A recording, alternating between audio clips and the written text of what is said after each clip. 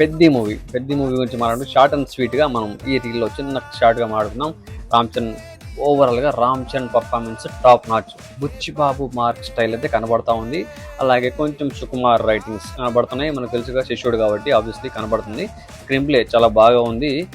అంత తక్కువ టైంలో ఇంత పెద్ద సినిమాను యాక్చువల్గా మనకు సినిమా చూస్తే తెలుస్తుంది అందులో ఎందుకు ఇంత అంటే ఫాస్ట్గా తీసుకెళ్ళిపోయి ఒకటే అందులో కుదించడం జరిగిందనమాట.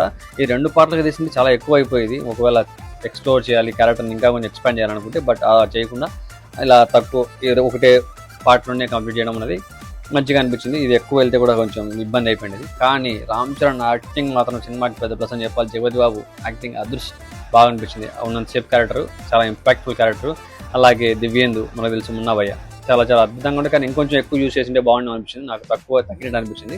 అలాగే సినిమా స్టోరీ బేస్డ్ వెళ్తుంది. Story oriented, not hero based, not hero action movies అనమాట. అది